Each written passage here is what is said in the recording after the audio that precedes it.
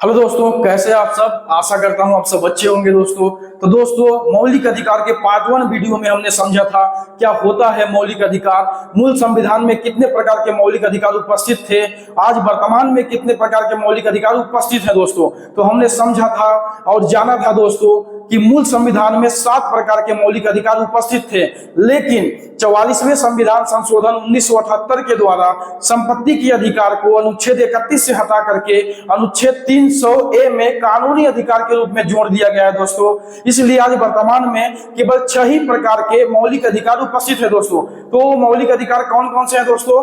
Number 1 समानता का अधिकार, नंबर 2 स्वतंत्रता का अधिकार, नंबर 3 शोषण के विरुद्ध अधिकार, नंबर 4 धार्मिक स्वतंत्रता का अधिकार, नंबर 5 सांस्कृतिक एवं शिक्षा का अधिकार और नंबर 6 संवैधानिक उपचारों का अधिकार। तो दोस्तों, पिछले वीडियो में हमने पढ़ा था समानता का अधिकार पूरी तरह से, और दूसरा नंबर क्या है? स्वतंत्रता का अधिकार। स्वतंत्रता के अधिकार के अंतर्गत हमने पढ़ा था अनुच्छेद 19, अनुच्छेद 20। तो चलिए दोस्तों, हम अनुच्छेद 20 के बाद अनुच्छेद 21 आगे वीडियो में पढ़ते हैं दोस्तों, ठीक है। तो दोस्तों, दूसरे प्रकार का अधिकार जो है दोस्तों स्वतंत्रता का अधिकार है दोस्तों। स्वतंत्रता के अधिकार के अंतर्गत अनुच्छेद 21 पढ़ते हैं। क्या कहता है अनुच्छेद 21? तो दोस्तों, अनुच्छेद 21 कहता है प्राण एवं दैहिक स्वतंत्रता का अधिकार। चलिए दोस्तों, फिर से क्लियर कर लेते हैं कि दूसरे प्रकार का जो अधिकार है, कौन सा अधिकार? स्वतंत्रता का अधिकार। स्वतंत्रता के अधिकार के अंतर्गत अनुच्छेद 21 किस प्रकार के अधिकार की बात करता है? तो अनुच्छेद 21 स्पष्ट करता है प्राण एवं दैहिक स्वतंत्रता का अधिकार, कि सभी मनुष्यों को, सभी व्यक्तियों को प्राण एवं दैहिक स्वतंत्रता का अधिकार होता है दोस्तों। क्या होता है प्राण एवं दैहिक स्वतंत्रता का अधिकार? तो दोस्तों, ये देखने में, पढ़ने में जितना छोटा और सरल लगता है उतना सरल छोटा है नहीं दोस्तों। माननीय उच्चतम न्यायालय के द्वारा लगातार इसके क्षेत्र में विस्तार किया जा रहा है, और वो दिन दूर नहीं कि जो जितने भी बड़े बड़े अधिकार हैं, जितने मूलभूत अधिकार हैं, वो अनुच्छेद 21 के अंतर्गत प्राण एवं दैहिक स्वतंत्रता अधिकार के अंतर्गत आएंगे दोस्तों। तो चलिए, अभी जो भी मूलभूत प्राण एवं दैहिक स्वतंत्रता अधिकार के अंतर्गत मूलभूत अधिकार आते हैं वो कौन कौन से हैं समझते हैं दोस्तों। तो दोस्तों, प्राण एवं दैहिक स्वतंत्रता के अधिकार के अंतर्गत जीविकोपार्जन का अधिकार, चिकित्सा का अधिकार, शिक्षा पाने का अधिकार, एकांतता का अधिकार, लोक स्वास्थ्य एवं पर्यावरण का अधिकार, विदेश यात्रा का अधिकार, शीघ्र परीक्षण का अधिकार, जिसे स्पीडी ट्रायल भी कहते हैं दोस्तों। तो चलिए दोस्तों, समझते हैं कि स्वतंत्रता के अधिकार के अंतर्गत जो अनुच्छेद 21 है प्राण एवं दैहिक स्वतंत्रता का अधिकार, क्या होता है प्राण एवं दैहिक स्वतंत्रता का अधिकार? तो दोस्तों, हम ऐसे समझ सकते हैं कि माननीय उच्चतम न्यायालय के द्वारा लगातार इसके क्षेत्र में विस्तार किया जा रहा है। क्षेत्र में विस्तार किया जा रहा है मतलब अनेक प्रकार के अधिकार अनुच्छेद 21 के अंतर्गत जुड़ते जा रहे हैं, और वो दिन दूर नहीं कि अनुच्छेद 21 के अंतर्गत बहुत सारे अधिकार एक दिन आएंगे, और अनुच्छेद 21 जो है वो मूलभूत मौलिक अधिकार के रूप में जाना जाएगा दोस्तों। ये अनुच्छेद ही इतना प्रसिद्ध और इतना बड़ा हो जाएगा कि लोग अनुच्छेद 21 को अलग अलग नजरिए से, अलग तरीके से जानेंगे दोस्तों। तो चलिए समझते हैं अभी तक में वर्तमान में कौन कौन से इसमें मूल जो मौलिक अधिकार हैं कौन कौन से हैं दोस्तों। तो चलिए समझते हैं अनुच्छेद 21 के बारे में। अनुच्छेद 21 स्पष्ट करता है दोस्तों प्राण एवं दैहिक स्वतंत्रता का अधिकार। तो क्या होता है प्राण एवं दैहिक स्वतंत्रता का अधिकार? जीविकोपार्जन का अधिकार दोस्तों, चिकित्सा का अधिकार, शिक्षा पाने का अधिकार, एकांतता का अधिकार, लोक स्वास्थ्य एवं पर्यावरण का अधिकार, विदेश यात्रा का अधिकार, शीघ्र परीक्षण स्पीडी ट्रायल का अधिकार दोस्तों। तो चलिए समझते हैं क्या होता है जीविकोपार्जन का अधिकार। तो दोस्तों, प्राण एवं दैहिक स्वतंत्रता के अधिकार के अंतर्गत जीविकोपार्जन का अधिकार होता है। तो जीविकोपार्जन का अधिकार दोस्तों, व्यक्ति अपने जीवन निर्वाह के लिए काम करने का अधिकार, रोजगार करने का अधिकार, व्यवसाय करने का अधिकार, व्यापार करने का अधिकार। चलिए फिर समझते हैं क्या होता है जीविकोपार्जन का अधिकार। तो दोस्तों, अगर किसी व्यक्ति को, किसी मनुष्य को अपने जीवन निर्वाह के लिए कुछ काम करने का, कुछ रोजगार करने का, कुछ व्यवसाय करने का, कुछ व्यापार करने का अधिकार होता है दोस्तों,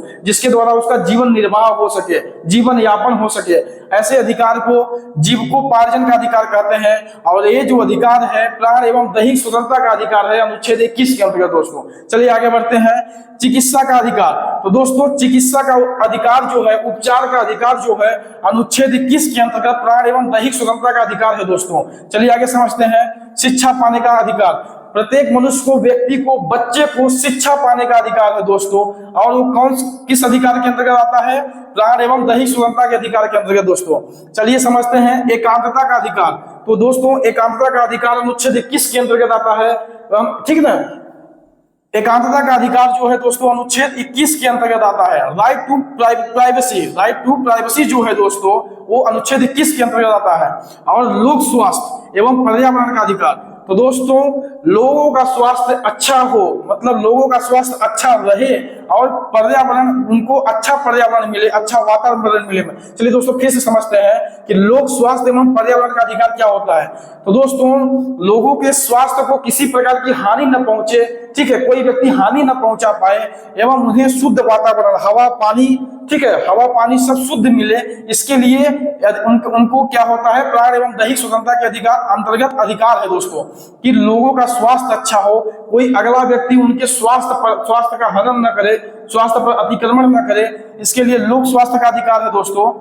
और पर्यावरण का अधिकार है दोस्तों, उन्हें अच्छा हवा मिले, अच्छा पानी मिले, अच्छा वातावरण मिले, ठीक है दोस्तों। इसका अधिकार भी प्राण एवं दैहिक स्वतंत्रता के अधिकार के अंतर्गत आता है दोस्तों, ठीक है। और आगे समझते हैं दोस्तों विदेश यात्रा का अधिकार। तो प्रत्येक मनुष्य और व्यक्ति को विदेश यात्रा का अधिकार है दोस्तों, किसके अंतर्गत, अनुच्छेद 21 के अंतर्गत दोस्तों। और शीघ्र परीक्षण का अधिकार, जिसे स्पीडी ट्रायल बोलते हैं, शीघ्र परीक्षण का अधिकार अनुच्छेद 21 के अंतर्गत प्राण एवं दैहिक स्वतंत्रता का अधिकार है दोस्तों। क्या होता है शीघ्र परीक्षण, तो दोस्तों अगर जब कोई व्यक्ति किसी अपराध में आरोपी अभियुक्त व्यक्ति है तो उसे जल्दी से त्वरित न्याय मिल सके, इसके लिए शीघ्र परीक्षण की व्यवस्था की गई दोस्तों। चलिए दूसरे शब्दों में समझ लेते हैं। अगर कोई व्यक्ति किसी अपराध में संलिप्त पाया जाता है, या फिर अगर कोई व्यक्ति किसी अपराध में आरोपी है, अभियुक्त है, तो उसे जल्दी से न्याय मिल सके, या तो वो दोषी हो या तो वो बरी हो, या तो उसे दोषी करार दिया जाए या तो उसे बाइज्जत बरी किया जाए, इसके लिए स्पीडी शीघ्र परीक्षण की व्यवस्था की गई है, जिससे जल्दी से जल्दी अभियुक्त व्यक्ति को, आरोपी व्यक्ति को न्याय मिल सके दोस्तों, ठीक है। और इसके साथ एक चीज है दोस्तों, निःशुल्क विधिक सहायता। निःशुल्क विधिक सहायता का प्रावधान इसके साथ जुड़ा हुआ है दोस्तों। क्या होता है निःशुल्क विधिक सहायता, तो दोस्तों जब किसी गरीब व्यक्ति को किसी अपराध में संलिप्त कर आरोपी अभियुक्त बना दिया जाता है, जब किसी गरीब व्यक्ति को किसी अपराध में संलिप्त कर आरोपी या अभियुक्त बना दिया जाता है, तो दोस्तों ऐसा गरीब व्यक्ति अपने मामले की पैरवी नहीं करवा सकता है, ऐसे कोई अच्छा एडवोकेट अधिवक्ता हायर नहीं कर पाता है, तो ऐसे में निःशुल्क विधिक सहायता का प्रावधान है दोस्तों, जिसके अंतर्गत गरीब व्यक्ति, आर्थिक रूप से तंगी व्यक्ति क्या होता है, राज्य के द्वारा निःशुल्क विधिक मतलब क्या होते हैं, अधिवक्ता मुहैया कराए जाते हैं, और ऐसे गरीब व्यक्ति को निःशुल्क न्याय दिया जाता है दोस्तों। उसके मामले की पैरवी राज्य के द्वारा निःशुल्क अधिवक्ता के द्वारा किया जाता है, और उनका जो मतलब क्या फीस वगैरह होता है वो राज्य के द्वारा भरपाई किया जाता है, गरीब व्यक्ति को न्याय मिल सके। इसके लिए शीघ्र परीक्षण एवं निःशुल्क विधिक सहायता संबंधित प्रावधान जो है दोस्तों वो अनुच्छेद 21 के अंतर्गत प्राण एवं दैहिक स्वतंत्रता का अधिकार है दोस्तों। चलिए फिर से समझ जाते हैं क्या होता है शीघ्र परीक्षण, क्या होता है निःशुल्क विधिक सहायता। तो दोस्तों जब किसी व्यक्ति को किसी अपराध में संलिप्त कर आरोपी या अभियुक्त बना दिया जाता है, तो ऐसे आरोपी या अभियुक्त व्यक्ति को शीघ्र से शीघ्र ट्रायल हो या शीघ्र से शीघ्र उसे या तो दोषी ठहराया जाए या तो बाइज्जत बरी किया जाए। इसके लिए शीघ्र परीक्षण, स्पीडी ट्रायल की व्यवस्था की गई है ताकि उसे त्वरित न्याय मिल सके दोस्तों। और दूसरी ओर निःशुल्क व्यवस्था क्या है, निःशुल्क विधिक सहायता क्या है दोस्तों, तो जब किसी गरीब व्यक्ति को किसी अपराध में संलिप्त कर आरोपी अभियुक्त बनाया जाता है, तो उसे गरीबी के कारण, आर्थिक तंगी के कारण उसके साथ अन्याय न हो, इसके लिए राज्य के द्वारा निःशुल्क विधिक सहायता मुहैया कराया जाता है गरीब व्यक्ति को, ताकि उसे न्याय मिल सके, उसके मामले की पैरवी राज्य की ओर से हो सके दोस्तों। ठीक है, चलिए आगे समझते हैं दोस्तों क्या होता है अनुच्छेद 21 दोस्तों, क्या होता है अनुच्छेद 21A। तो दोस्तों मौलिक अधिकार में अनुच्छेद 21A की जो व्यवस्था नहीं थी दोस्तों। चलिए फिर समझते हैं कि मूल मौलिक अधिकार, जो मौलिक अधिकार का भाग 3 है दोस्तों, उसके मूल में अनुच्छेद 21A नहीं, अनुच्छेद 21A का प्रावधान नहीं था दोस्तों। तो इसे कब जोड़ा गया, 86वें संविधान संशोधन 2002 के द्वारा। चलिए फिर समझते हैं, अनुच्छेद 21A को 86वें संविधान संशोधन 2002 के द्वारा जोड़ा गया, और उसमें क्या बताया गया दोस्तों, शिक्षा का अधिकार, मतलब प्रत्येक बच्चे को शिक्षा का अधिकार है। कैसे बच्चे को, 6 वर्ष से 14 वर्ष के बच्चे को निःशुल्क और अनिवार्य शिक्षा। चलिए दोस्तों समझते हैं कि अनुच्छेद 21A जो मूल संविधान में नहीं था, मूल मौलिक अधिकार के अंतर्गत नहीं आता था, कब जोड़ा गया, 86वें संविधान संशोधन 2002 के द्वारा जोड़ा गया और बताया गया कि प्रत्येक बच्चे को शिक्षा का अधिकार है। कैसे बच्चे को?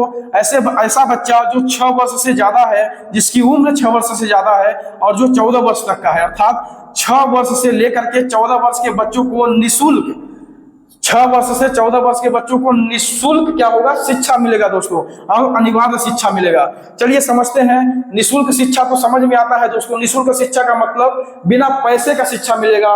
उसे बच्चे को या बच्चे के माता पिता को किसी प्रकार का मासिक पैसा देने की जरूरत नहीं है। निःशुल्क शिक्षा का प्रावधान है। लेकिन क्या होता है अनिवार्य शिक्षा? दोस्तों, समाज में बहुत सारे गरीब व्यक्ति हैं, आर्थिक रूप से तंगी बच्चे हैं, जिनके माता पिता बहुत गरीब हैं और उन्हें अपने बच्चों को मतलब शिक्षित नहीं करा पाते हैं, विद्यालय स्कूल नहीं भेज पाते हैं, जिसके कारण से उनकी मूलभूत शिक्षा नहीं हो पाती है। ठीक है दोस्तों, तो बेसिक एजुकेशन कंप्लीट हो सके, इसके लिए सरकार ने 6 वर्ष से 14 वर्ष के बच्चों को निःशुल्क शिक्षा देने की बात की है और अनिवार्य शिक्षा देने की बात की है दोस्तों। तो अनिवार्य शिक्षा के अंतर्गत क्या आ जाता है दोस्तों कि बच्चों को निःशुल्क शिक्षा तो मिले ही, लेकिन उनकी शिक्षा अनिवार्य हो सके, मतलब जरूरी रूप से कंप्लीट हो। कम से कम 6 वर्ष से 14 वर्ष के जो बच्चे हैं वो जरूरी रूप से मूलभूत मतलब क्या करते हैं, उनका बेसिक एजुकेशन कंप्लीट हो। इसके लिए क्या करते हैं कि भोजन की व्यवस्था, किताब कापी की व्यवस्था और आवागमन के लिए साइकिल एवं वाहन की जो व्यवस्था कराई गई है दोस्तों, ये 6 वर्ष से 14 वर्ष के बच्चों को अनिवार्य शिक्षा के लिए कराया गया है दोस्तों। चलिए फिर से समझते हैं कि अनुच्छेद 21A में 86वें संविधान संशोधन 2002 के द्वारा प्रावधान किया गया है दोस्तों कि 6 वर्ष से 14 वर्ष के बच्चों को निःशुल्क और अनिवार्य शिक्षा दिया जाए।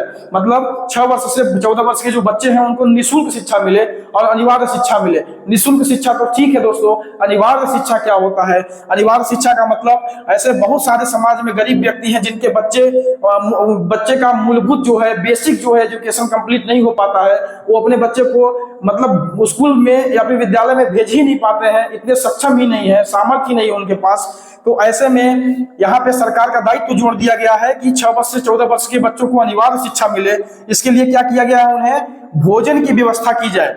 मतलब अगर स्कूल में जाए तो भोजन की भी व्यवस्था हो और किताब कापी की व्यवस्था हो, आवागमन के लिए साइकिल या वाहन की व्यवस्था हो, जिससे उनका जो बेसिक जो एजुकेशन है वो कंप्लीट हो पाए और माता पिता पर भार न पड़े। मतलब गरीब जो माता पिता है उन पर भार न पड़े और सभी बच्चों का जो बेसिक एजुकेशन है वो कंप्लीट हो पाए दोस्तों। ठीक है, चलिए आगे समझते हैं अनुच्छेद 22 के बारे में। क्या होता है अनुच्छेद 22? तो दोस्तों, गिरफ्तारी के विरुद्ध संरक्षण। तो दोस्तों, अगर किसी व्यक्ति को किसी पुलिस वाले के द्वारा गिरफ्तार किया जाता है तो ऐसे व्यक्ति को गिरफ्तारी के विरुद्ध संरक्षण है दोस्तों। चलिए दूसरे शब्दों में समझते हैं कि अगर किसी व्यक्ति को किसी पुलिस वाले के द्वारा गिरफ्तार किया जाता है तो उसे कौन कौन से संरक्षण है, ठीक है, इसके बारे में अनुच्छेद 22 बात करता है दोस्तों। तो गिरफ्तारी के विरुद्ध संरक्षण मतलब किसी व्यक्ति को अगर किसी पुलिस वाले के द्वारा गिरफ्तार किया जाता है तो उसे तीन प्रकार के संरक्षण है दोस्तों। मतलब अगर किसी पुलिस वाले के द्वारा अगर किसी व्यक्ति को गिरफ्तार किया जाता है तो उसे 3 प्रकार का संरक्षण है। कौन कौन से? गिरफ्तारी का कारण जानने का अधिकार। अगर किसी व्यक्ति को गिरफ्तार किया जाता है तो गिरफ्तारी का कारण पूछ सकता है, जान सकता है दोस्तों। और मनपसंद अधिवक्ता, वकील से सलाह मशवरा परामर्श लेने का अधिकार।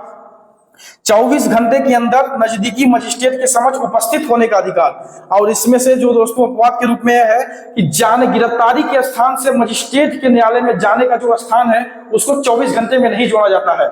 ठीक है दोस्तों, तो चलिए समझते हैं कि क्या कहता है अनुच्छेद 22।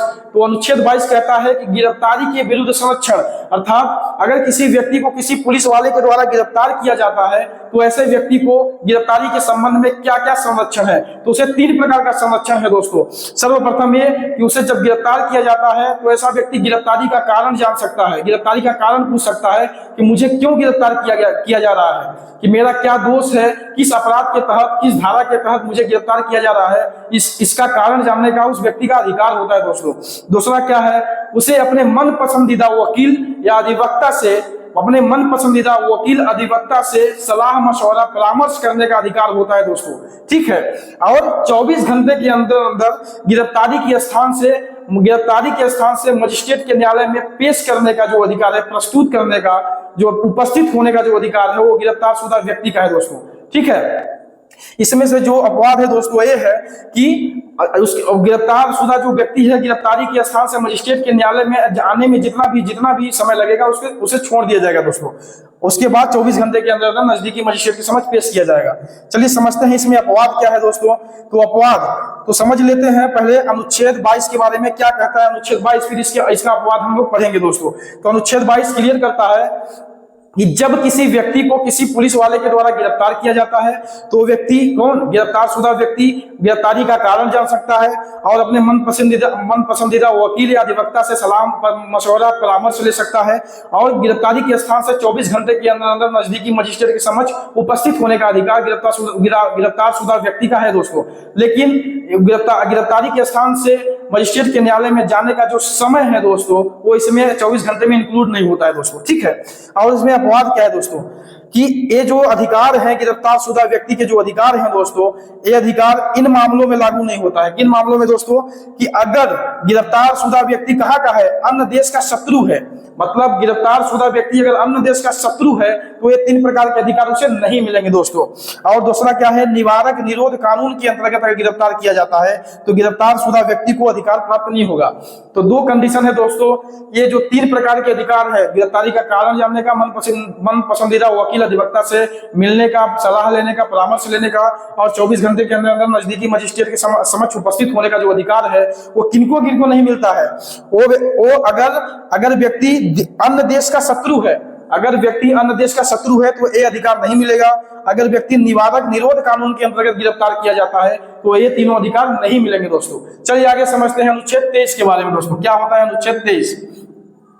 तो दोस्तों अनुच्छेद 23 तो हमारा जो मौलिक अधिकार तीसरा जो मौलिक अधिकार है दोस्तों कौन सा है, शोषण के विरुद्ध अधिकार। चलिए समझते हैं तीसरा मौलिक अधिकार कौन सा है, शोषण के विरुद्ध अधिकार। कौन, अनुच्छेद 23 से लेकर के अनुच्छेद 24 तक दिया गया है दोस्तों।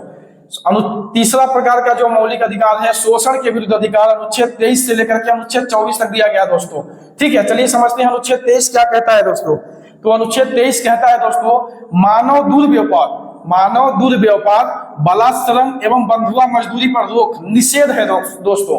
अर्थात कोई भी व्यक्ति किसी भी व्यक्ति का मानव दुर्व्यवहार नहीं करेगा, बलात्संग नहीं करवाएगा, बंधुआ मजदूरी नहीं करवाएगा दोस्तों। चलिए क्लियर है। चलिए फिर समझते हैं कि अनुच्छेद 23 क्लियर करता है कि कोई भी व्यक्ति मानव दुर्व्यवहार नहीं करेगा, बलात्संग नहीं करेगा, बंधुआ मजदूरी नहीं करवाएगा, इस पर रोक निषेध है दोस्तों। चलिए दोस्तों अनुच्छेद 23 क्लियर कर लेते हैं। अनुच्छेद 23 स्पष्ट करता है कि कोई भी व्यक्ति किसी भी व्यक्ति को मानव दुर्व्यवहार नहीं करेगा, बलात्संग नहीं करवाएगा और बंधुआ मजदूरी नहीं करवाएगा। अगर कोई व्यक्ति किसी व्यक्ति को मानव दुर्व्यवहार करता है, बलात्संग करवाता है या बंधुआ मजदूरी करवाता है तो उसे लागू कानून के आधार पर दंडित किया जाएगा, दंड दिया जाएगा, सजा दिया जाएगा दोस्तों। चलिए आगे पढ़ते हैं अनुच्छेद 24 के बारे में। क्या होता है अनुच्छेद 24? तो अनुच्छेद 24 कहता है दोस्तों 14 वर्ष से कम आयु के बच्चों को खानों में काम पर निषेध, रोक लगा दिया गया दोस्तों। अर्थात अनुच्छेद 24 कहना चाहता है कि 14 वर्ष से जो कम उम्र के बच्चे हैं, अनुच्छेद 24 कहता है दोस्तों कि 14 वर्ष से जो कम उम्र के बच्चे हैं उनको कारखानों में, खानों में या ऐसे स्थानों में जो बच्चे के लिए संकट उत्पन्न कर देता हो, ऐसे स्थानों में उसे काम नहीं लगाया जाएगा, ठीक है दोस्तों। चलिए फिर समझते हैं अनुच्छेद 24 क्लियर करता है दोस्तों। अनुच्छेद 24 स्पष्ट करता है कि 14 उम्र से कम उम्र के बच्चों को क्या करता है कि अनुच्छेद 24 स्पष्ट करता है कि 14 वर्ष से कम उम्र के बच्चों को किसी भी कारखाने में, किसी भी खाने में या ऐसे स्थानों पर जो बच्चे के लिए संकट उत्पन्न करता हो, काम पर नहीं लगाया जाएगा। और अगर कोई व्यक्ति ऐसे बच्चों को 14 वर्ष से कम उम्र के बच्चों को काम पे लगाता है, कहाँ, कारखानों में, खानों में या संकटमय स्थानों पर, तो ऐसे व्यक्ति को लागू कानून के आधार पर दंडित किया जाएगा, दंड दिया जाएगा, सजा दिया जाएगा दोस्तों। चलिए आगे समझते हैं क्या होता है चौथा मौलिक अधिकार। तो चौथे प्रकार का जो मौलिक अधिकार है दोस्तों वो है धार्मिक स्वतंत्रता का अधिकार। चौथे प्रकार का मौलिक अधिकार क्या है दोस्तों? धार्मिक स्वतंत्रता का अधिकार, जो अनुच्छेद 25 से लेकर के 28 तक दिया गया है दोस्तों। चलिए दोस्तों क्लियर करते हैं क्या होता है चौथे प्रकार का मौलिक अधिकार। तो दोस्तों चौथे प्रकार का जो मौलिक अधिकार है वो क्या है? धार्मिक स्वतंत्रता का अधिकार, जो अनुच्छेद 25 से लेकर के 28 के बीच में दिया गया है दोस्तों। चलिए समझते हैं क्या होता है धार्मिक स्वतंत्रता का अधिकार और पढ़ते हैं अनुच्छेद 25। तो दोस्तों अनुच्छेद 25 स्पष्ट करता है कि किसी भी व्यक्ति को किसी भी धर्म को मानने का, आचरण करने का और उसका प्रचार करने की स्वतंत्रता है। ठीक है दोस्तों, कि अनुच्छेद 25 स्पष्ट करता है कि किसी भी व्यक्ति को किसी भी धर्म को मान सकता है, उसका आचरण कर सकता है, उसका प्रचार कर सकता है। चलिए फिर समझ लेते हैं। तो दोस्तों अनुच्छेद 25 स्पष्ट करता है कि कोई भी व्यक्ति कोई भी धर्म मान सकता है, उसका आचरण कर सकता है, उसका प्रचार कर सकता है दोस्तों। ठीक है, चलिए आगे पढ़ते हैं अनुच्छेद 26 के बारे में। अनुच्छेद 26 स्पष्ट करता है दोस्तों कि व्यक्ति को धार्मिक कार्यों के प्रबंधन की स्वतंत्रता होगी। दोस्तों धार्मिक कार्यों के प्रबंधन की स्वतंत्रता मतलब कोई भी व्यक्ति किसी भी धार्मिक कार्य को या फिर धार्मिक समुदाय के कार्य को प्रबंध कर सकता है, उसका प्रबंधन कर सकता है। उसके लिए क्या कर सकता है, भूमि अर्जित कर सकता है, भूमि खरीद सकता है और उसके संबंध में काम कर सकता है, और धार्मिक समुदाय का उसका क्या कर सकता है, प्रशासन कर सकता है। ठीक है दोस्तों, चलिए आगे समझते हैं क्या होता है अनुच्छेद 27, धर्म को संपोषित करने की स्वतंत्रता। तो व्यक्ति को अपने धर्म को संपोषित करने की स्वतंत्रता है दोस्तों। तो अनुच्छेद 27 के अंतर्गत धर्म को संपोषित करने की स्वतंत्रता के अंतर्गत क्या आता है दोस्तों, कि अगर कोई व्यक्ति अपने धर्म को संपोषित करता है, मतलब क्या करता है, अपने धर्म को अभिवृद्धि करता है, अपने धर्म को बढ़ाने का प्रयास करता है, तो अपने धर्म को बढ़ाने के लिए जो जितना भी पैसा लगाता है, तो ऐसे पैसे में क्या होता है, सरकार टैक्स नहीं लेती है, कर से छूट देती है दोस्तों, टैक्स से रिलीफ मिलता है, टैक्स में छूट होती है। चलिए आगे समझते हैं अनुच्छेद 28 क्या होता है, धार्मिक शिक्षा एवं उपासना में उपस्थित होने की स्वतंत्रता। तो अनुच्छेद 28 स्पष्ट करता है दोस्तों कि किसी भी व्यक्ति को धार्मिक शिक्षा में, उपासना में उपस्थित होने के लिए बाध्य या विवश नहीं किया जाएगा। व्यक्ति अपने स्वतंत्र मन से चाहे तो धार्मिक शिक्षा उपासना में उपस्थित हो, चाहे तो न हो, उसका व्यक्तिगत मन है दोस्तों, व्यक्तिगत स्वतंत्रता की बात है। चलिए हम समझते हैं मौलिक अधिकार के अंतर्गत चौथे प्रकार का जो धार्मिक स्वतंत्रता का अधिकार है, जो अनुच्छेद 25 से 28 के बीच में दिया गया है, क्या कहता है दोस्तों।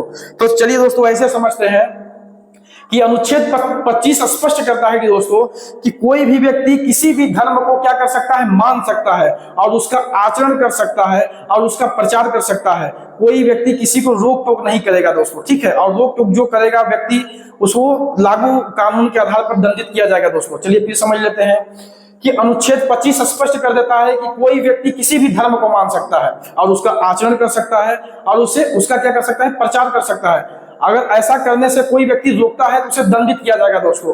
अनुच्छेद 26 क्या कहता है दोस्तों, कि धार्मिक कार्य का प्रबंधन करने की स्वतंत्रता। कोई भी व्यक्ति अपने धार्मिक कार्यों का क्या कर सकता है, प्रबंधन कर सकता है।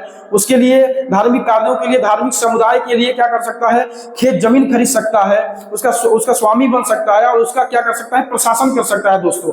ठीक है, चलिए समझते हैं अनुच्छेद 27 क्या कहता है दोस्तों, धर्म को संपोषित करने की स्वतंत्रता। कोई भी व्यक्ति अपने धर्म को संपोषित करना चाहता है, अपने धर्म को बढ़ाना चाहता है, धर्म को अभिवृद्धि करना चाहता है, तो ऐसे अभिवृद्धि करने में, ऐसे धर्म को बढ़ाने में जो भी पैसा लगता है, अगर वो व्यक्ति अपना पैसा लगाता है उसमें, तो सरकार उसे टैक्स फ्री करेगी। अर्थात ऐसे धर्म के कार्यों में जो पैसा लगता है उसमें से टैक्स नहीं लिया जाएगा दोस्तों, कर मुक्त व्यवस्था है दोस्तों। चलिए आगे पढ़ते हैं अनुच्छेद 28 क्या होता है। अनुच्छेद 28 तो दोस्तों धार्मिक शिक्षा एवं उपासना में उपस्थित होने की स्वतंत्रता। कोई भी व्यक्ति अपने स्वतंत्र मन से चाहे तो धार्मिक शिक्षा एवं उपासना में उपस्थित हो सकता है या तो नहीं हो सकता है, वो उसका व्यक्तिगत मामला है। किसी भी व्यक्ति को धार्मिक शिक्षा एवं उपासना में उपस्थित होने के लिए बाध्य नहीं किया जाएगा, विवश नहीं किया जाएगा दोस्तों। चलिए आगे समझते हैं। और पांचवें प्रकार के मौलिक अधिकार जो सांस्कृतिक एवं शिक्षा का अधिकार है दोस्तों, समझते हैं पांचवें प्रकार के मौलिक अधिकार सांस्कृतिक एवं शिक्षा का अधिकार किसमें है दोस्तों, अनुच्छेद 29 से लेकर अनुच्छेद 30 तक है दोस्तों। ठीक है, तो पांचवें प्रकार का मौलिक अधिकार सांस्कृतिक एवं शिक्षा का अधिकार है दोस्तों, जो अनुच्छेद 29 से लेकर अनुच्छेद 30 तक में दिया गया है। चलिए दोस्तों इसको पढ़ने से पहले, आगे बढ़ने से पहले एक बात हम क्लियर कर देते हैं कि जो पांचवें प्रकार का जो मौलिक अधिकार है सांस्कृतिक एवं शिक्षा का अधिकार, वो केवल अल्पसंख्यकों के लिए है। ठीक है दोस्तों, केवल अल्पसंख्यक लागू होते हैं पांचवें प्रकार के मौलिक अधिकार में, वो दूसरों के लिए नहीं है, केवल अल्पसंख्यकों के लिए है। चलिए दोस्तों पांचवें प्रकार के मौलिक अधिकार सांस्कृतिक एवं शिक्षा का अधिकार अनुच्छेद 29 से अनुच्छेद 30 समझते हैं क्या होता है। अनुच्छेद 30 अल्पसंख्यक वर्ग के हित का संरक्षण किया जाएगा दोस्तों। अनुच्छेद 29 कहता है अल्पसंख्यक वर्ग के हित का संरक्षण किया जाएगा दोस्तों। और उसके लिए क्या कर सकते हैं कि अल्पसंख्यक अपने विशेष भाषा और लिपि और संस्कृति की रक्षा कर सकते हैं दोस्तों। और रक्षा करने के लिए विशेष उपबंध कर सकते हैं दोस्तों, विशेष व्यवस्था कर सकते हैं। चलिए समझते हैं आगे अनुच्छेद 30 क्या कहता है। तो अल्पसंख्यक जो है, ठीक है, अब धर्म या भाषा पर आधारित जितना भी शिक्षण संस्थान है उसकी स्थापना कर सकता है और प्रशासन करने का अधिकार है दोस्तों। चलिए समझते हैं पांचवें प्रकार के मौलिक अधिकार, सांस्कृतिक एवं शिक्षा का अधिकार, जो अनुच्छेद 29 से अनुच्छेद 30 में दिया गया है। पांचवें प्रकार का मौलिक अधिकार जो क्या होता है दोस्तों, सांस्कृतिक एवं शिक्षा का अधिकार, जो अनुच्छेद 29 अनुच्छेद 30 में दिया गया है, क्या होता है। तो दोस्तों सांस्कृतिक एवं शिक्षा का अधिकार केवल अल्पसंख्यकों के लिए है दोस्तों। और अनुच्छेद 29 कहता है कि अल्पसंख्यक वर्ग के हित का संरक्षण, अर्थात अनुच्छेद 29 स्पष्ट करता है कि अल्पसंख्यक वर्ग के हितों का संरक्षण किया जाएगा। तो उनके हित का संरक्षण कैसे किया जाएगा दोस्तों। तो अल्पसंख्यक वर्ग का अगर कोई विशेष भाषा है, ठीक है, और विशेष लिपि है और विशेष संस्कृति है, तो उसका रक्षा किया जाएगा दोस्तों। अल्पसंख्यक वर्ग इसका रक्षा करने के लिए व्यवस्था कर सकता है दोस्तों, उन्हें अधिकार है अनुच्छेद 29 के अंतर्गत। अनुच्छेद 30 कहता है दोस्तों अल्पसंख्यक जो है धर्म या भाषा पर आधारित शिक्षण संस्थान की स्थापना कर सकते हैं। तो दोस्तों अल्पसंख्यक वर्ग के हित का संरक्षण कैसे होगा। अल्पसंख्यक वर्ग विशेष भाषा, लिपि या संस्कृति की रक्षा कर सकता है। अल्पसंख्यक वर्ग अपने विशेष भाषा, लिपि एवं संस्कृति की रक्षा कर सकता है। कैसे कर सकता है, अनुच्छेद 30 बताता है दोस्तों कि अल्पसंख्यक वर्ग अपने विशेष भाषा, लिपि और संस्कृति की रक्षा कैसे करेगा। धर्म या भाषा पर आधारित शिक्षण संस्थान की स्थापना करेगा। अच्छा, अर्थात क्या है दोस्तों कि अल्पसंख्यक वर्ग क्या करेगा, धर्म या अपने भाषा पर आधारित शिक्षण संस्थान की स्थापना करेगा। मतलब स्कूल कॉलेज का निर्माण कर सकता है, स्थापना कर सकता है और उसका प्रशासन भी वो स्वयं कर सकता है दोस्तों। चलिए फिर समझ लेते हैं कि पांचवें प्रकार का जो मौलिक अधिकार है कौन है दोस्तों, सांस्कृतिक एवं शिक्षा का अधिकार। क्या होता है सांस्कृतिक एवं शिक्षा का अधिकार। अनुच्छेद 29 अनुच्छेद 30 में दिया गया है सांस्कृतिक एवं शिक्षा का अधिकार। तो दोस्तों एक बात क्लियर है, सांस्कृतिक एवं शिक्षा का अधिकार जो है दोस्तों वो केवल अल्पसंख्यकों के लिए है। तो अल्पसंख्यक वर्ग के हित, अनुच्छेद 29 बताता है अल्पसंख्यक वर्ग के हित का संरक्षण होगा। तो उनका हित किससे जुड़ा हुआ है, अल्पसंख्यक का अगर कोई विशेष भाषा है, कोई विशेष लिपि है और उनकी विशेष संस्कृति है तो उनका रक्षण किया जाएगा और रक्षा किया जाएगा। कौन करेगा, अल्पसंख्यक वर्ग स्वयं कर सकते हैं और उसके लिए व्यवस्था कर सकते हैं। कैसे करेंगे उनके भाषा, उनके लिपि, संस्कृति की रक्षा। तो धर्म या भाषा पर आधारित शिक्षण संस्थान की स्थापना करेंगे, स्कूल कॉलेज की स्थापना करेंगे और उसका प्रशासन स्वयं कर सकते हैं दोस्तों। तो अनुच्छेद 29 अनुच्छेद 30 आप समझ ही गए होंगे दोस्तों। चलिए समझते हैं छठे प्रकार के मौलिक अधिकार, संवैधानिक उपचारों का अधिकार। तो दोस्तों छठवें प्रकार का जो मौलिक अधिकार है संवैधानिक उपचारों का अधिकार, जो अनुच्छेद 32 में दिया गया है। अनुच्छेद 32 में दिया गया है क्या होता है संवैधानिक उपचारों का अधिकार। तो दोस्तों सर्वप्रथम मैं संवैधानिक उपचारों का अधिकार बताने से पहले बताऊंगा कि doctor B are Ambedkar ji ने संवैधानिक उपचारों के अधिकार को संविधान की आत्मा कहा है दोस्तों। ठीक है, चलिए फिर समझते हैं कि छठे प्रकार का जो संवैधानिक उपचारों का अधिकार है, छठे प्रकार का जो मौलिक अधिकार है कौन है, संवैधानिक उपचारों का अधिकार कौन से अनुच्छेद में है, 32 में। तो उसे doctor B are Ambedkar ji ने क्या कहा है, संविधान की आत्मा कहा है दोस्तों। अर्थात अनुच्छेद 32 के बिना, अनुच्छेद 32 के अभाव में पूरा का पूरा मौलिक अधिकार व्यर्थ है दोस्तों, किसी काम का नहीं है। कैसे, चलिए समझते हैं। तो मौलिक अधिकार, छठे प्रकार का जो मौलिक अधिकार है दोस्तों क्या है, संवैधानिक उपचारों का अधिकार अनुच्छेद 32 में दिया गया है, जिसे doctor B are Ambedkar ji ने संविधान की आत्मा कहा है। क्यों कहा है दोस्तों, क्योंकि संवैधानिक उपचारों के अधिकार के अभाव में, संवैधानिक उपचारों के अधिकार के बिना जितने भी मौलिक अधिकार दिए गए हैं दोस्तों अनुच्छेद 14 से लेकर के अनुच्छेद 30 तक, वो सब व्यर्थ है दोस्तों। क्यों, क्योंकि ऐसे अधिकारों का न्यायालय द्वारा परिवर्तन ही नहीं हो पाएगा जब तक अनुच्छेद 32 न हो दोस्तों। तो अनुच्छेद 32 जो है महत्वपूर्ण भूमिका निभाता है ऐसे अधिकारों को मांगने के लिए, ऐसे अधिकारों को अपने अधिकारों को मांग करने के लिए, न्यायालय द्वारा परिवर्तन कराने के लिए अनुच्छेद 32 महत्वपूर्ण भूमिका निभाता है दोस्तों। इसीलिए doctor B are Ambedkar ji ने अनुच्छेद 32 को संविधान की आत्मा कहा है दोस्तों। चलिए समझते हैं अनुच्छेद 32 क्या होता है। तो अनुच्छेद 32 में संवैधानिक उपचारों का अधिकार है दोस्तों।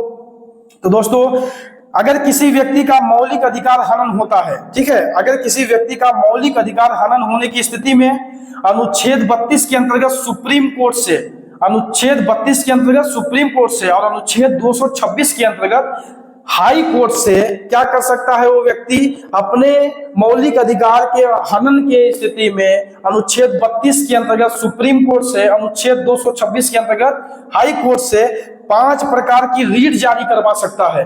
कौन कौन सा रीट? बंदी प्रत्यक्षीकरण, परमादेश, प्रतिषेध, उत्प्रेषण, अधिकार परीक्षा। और अपने अधिकारों की मांग कर सकता है, अपने अधिकार का बचाव कर सकता है, अपने अधिकार का संरक्षण कर सकता है दोस्तों। चलिए समझते हैं अनुच्छेद 32 के बारे में। क्या है अनुच्छेद 32? तो दोस्तों अनुच्छेद 32 संवैधानिक उपचारों का अधिकार। क्या होता है संवैधानिक उपचारों का अधिकार? तो दोस्तों डॉक्टर बी.आर. अम्बेडकर जी ने संवैधानिक उपचारों के अधिकार को संविधान की आत्मा कहा है। क्यों कहा है? क्योंकि अनुच्छेद 32 के अभाव में जितने भी मौलिक अधिकार हैं, अनुच्छेद 14 से लेकर के अनुच्छेद 30 तक, वो सब व्यर्थ हैं, किसी काम के नहीं है। क्योंकि अनुच्छेद 32 के अभाव में हम इन मौलिक अधिकारों का न्यायालय द्वारा परिवर्तन ही नहीं करा पाएंगे, क्योंकि परिवर्तन करने संबंधित महत्वपूर्ण उपबंध अनुच्छेद 32 में दिया गया है। और अनुच्छेद 32 में बताया गया है कि अनुच्छेद 32 में सुप्रीम कोर्ट के द्वारा और अनुच्छेद 226 में हाई कोर्ट के द्वारा 5 प्रकार का रीट, जिसका मौलिक अधिकार हनन हो गया है, वो 5 प्रकार का रीट सुप्रीम कोर्ट के द्वारा अनुच्छेद 32 के अंतर्गत और 226 के अंतर्गत हाई कोर्ट के द्वारा 5 प्रकार का रीट जारी करवा सकता है। और अपने क्या करता है कि अपने मौलिक अधिकारों का संरक्षण कर सकता है। और एक बात दोस्तों, अनुच्छेद 32 के अंतर्गत संवैधानिक उपचारों का अधिकार जो है दोस्तों, और मतलब क्या है अनुच्छेद 32 जो है, 32 का संरक्षण कौन करता है? मतलब संपूर्ण मौलिक अधिकार का संरक्षण कौन करता है दोस्तों? तो सुप्रीम कोर्ट संपूर्ण मौलिक अधिकार का संरक्षण करता होता है। ठीक है दोस्तों, तो अनुच्छेद 32 के द्वारा सुप्रीम कोर्ट जो है संपूर्ण मौलिक अधिकार का संरक्षण करता है।